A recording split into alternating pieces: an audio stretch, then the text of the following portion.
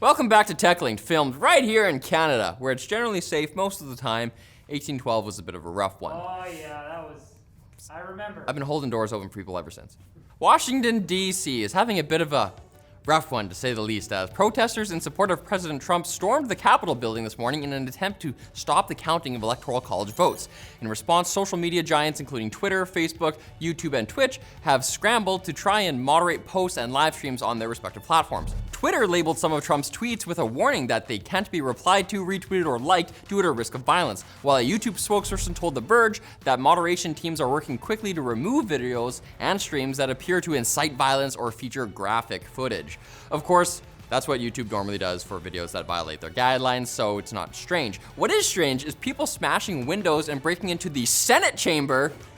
That's less common. Doesn't happen often. Not in a first world country. Hey, let's go to some less dreary news, shall we? Like the fact that PC components in the US are about to get more expensive. Hey! What is this? Hey, wait, hold on a second. Many American companies had agreements that shielded them from a series of tariffs placed on a butt ton of Chinese products by the Trump administration back in 2018. Those agreements have now expired, meaning that companies like Asus, Gigabyte, PNY, Zotac, and more have now more money, taxes, they have to pay to import GPUs and other PC components from China. Consumers can expect price increases of $80 to $200 over MSRP for mid to high-end parts, although it's unclear how I'm supposed to feel about this, given that graphics cards are basically mythological at this point. Oh, man. You know? You ever seen one? How am I supposed to afford elf dust? And CES is coming up next week, but as usual, some tech companies just can't hold their tech news in, and they do something that would lead a lesser man to make a vulgar joke. But this is a family show, Do it, James. and we are greater men. Herbert. Samsung announced it too has Mini-LED TVs on the way to take on LG's QNED models, or I like to say QNED. Yeah, man. Ned's like, where do I line up? But more importantly, you can plug in a webcam so your TV can count your push-ups and judge your form. That sounds really fun. Exercising. But OLEDs aren't dead yet. In fact, they'll be coming to as many as 10 Samsung laptops.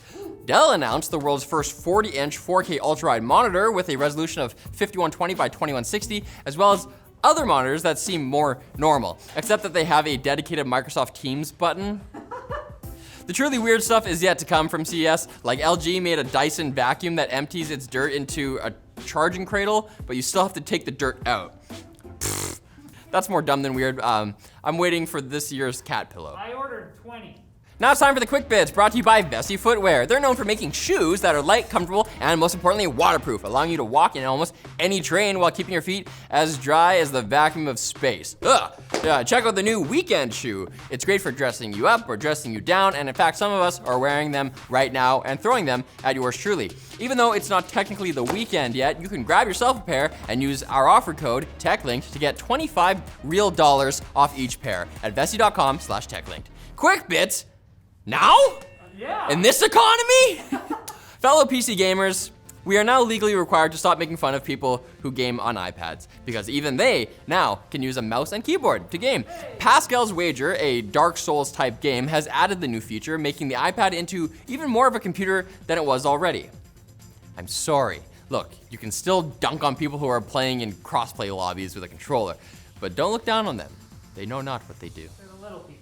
Facebook has issued an ultimatum to WhatsApp users in the form of updated terms of service, which basically say, let us collect your data or stop using the app. This is kind of like what every app is, I guess. WhatsApp's early claim to fame was encrypted messaging, but it's kind of pointless if Facebook still gets to see it. If you still want to use an encrypted messaging app, Signal is a thing, and if you're surprised, well, stay away from the casino. Or the gambling club. It looks like Nintendo is preparing to chuck the Nintendo 3DS into the recycling bin as the company silently removed 250 games from the DSi and 3DS eShops. They also announced plans to remove Netflix functionality on the 3DS and the Wii U. No! No! Dang it, Nintendo, don't you care about your users? What other small internet-connected device am I supposed to use to watch my movie shows? My Apple Watch? Research firm OpenAI has unveiled DALL-E, a system that can generate images from text inputs. You can literally tell it to show you anything, from a cat wearing sunglasses to a baby daikon radish in a tutu walking a dog. And it's a cute dog. Sure, some of those images are whack, but this AI was just born. It's younger than me, and I can't draw for crap. And speaking of AI, Boston Dynamics robots have gotten a little too cool for school, dancing like it's no problem. But I'm here with my dad moves. So joint researchers from China and Scotland have created an algorithm that lets their own dog-like robots learn to walk on its own. They tested it by knocking it over, slapping it with sticks, and tripping it. And it learned to get up from even the most rude encounters. But don't be fooled, it knows who's the boss. For now. Play dead, or I'll dead ya. And I'm not the boss of time, so this episode has to come to an end. Come back on Friday for more tech news, and stay inside, folks. For multiple reasons. Yikes.